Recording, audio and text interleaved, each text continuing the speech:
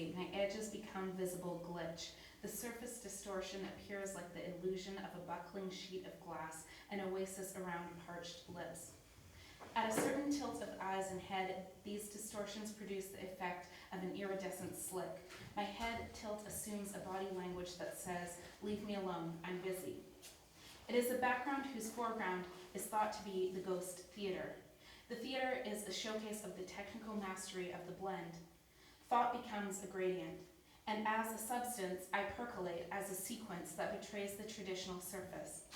Yet within the momentary lapse, the gradient thought could evoke a nostalgic posture within the opalescent bloom.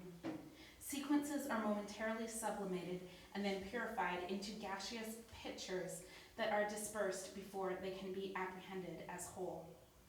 I occur to the lens as a hideous reflection on an obsidian waxed surface.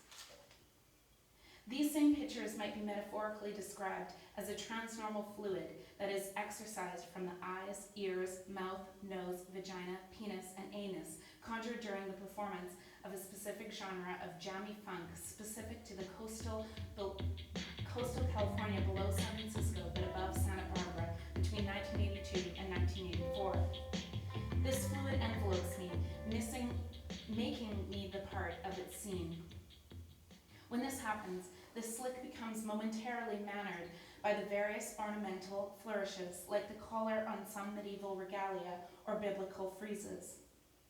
This morning, a new form of video transition called déjà vu bleed, which cuts between the scenes as similar to déjà vu in the way that we experience the work both in the real time but also as a false memory and a false premonition.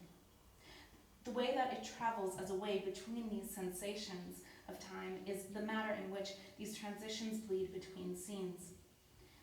These automatic tendencies form the outermost shadows of the work, its view from a distance.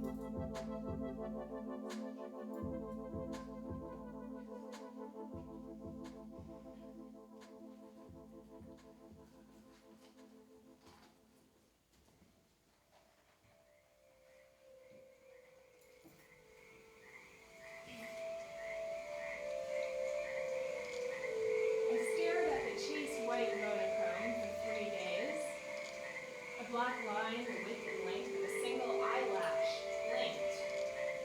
Occasionally it moved across the blank, this eyelash. It pressed against, it pushed the letter within a preset margin invisible to the naked eye. Empty, until the symbol's articulating space began to fill it. I tried to feel the painter dragging her black marker across the vinyl, indexed across the thirsty surface, the pressure of her body, the tapering trail, the weights. On the third day of my meditation, my monotony was interrupted by a grinning voice, which appeared carrying an hourglass. "What is wrong?" asked the voice, and with no sympathy added, "Tomorrow I expect you to begin." There was a group of young women who told each other stories to keep them up all through the night. This kind of communal working was called a bee. Sometimes they carried their wheels over to the barn, or they gathered around the body heat of cows to keep their fingers moving. The curved back of the tired spinner would form a curve in contact with the gentle rise and fall of the cow's barrel as he breathed, releasing the sought-after heat.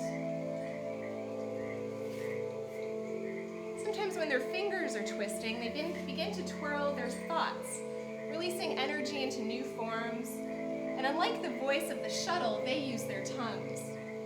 Like the braids on their head and the twist in their fingers, they yarn a tale.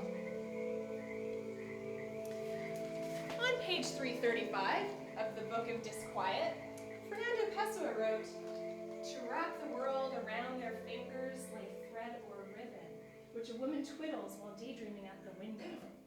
Everything comes down to our trying to feel tedium in such a way that it doesn't hurt."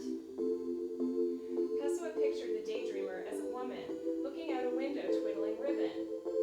This picture might fit the character of a few princesses, though as I began to write, I began to give in to the girls telling the story of girls being idle. All the while her hand treadles and drafts, releasing the skein of thread to the floor, pedaling and speaking, the relationship of the touch and the visions connected like the hermit crab that carries a sea anemone. Her tales tested out the ethics of the day, tracing its limitations of what we call fate to keep each other up.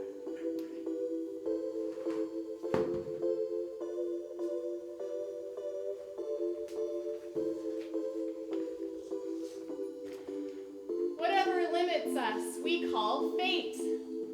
If we are brute and barbarous, the fate takes a brute and dreadful shape. As we refine, our checks become finer. If we rise to spiritual culture, the antagonism takes a spiritual form. Emerson,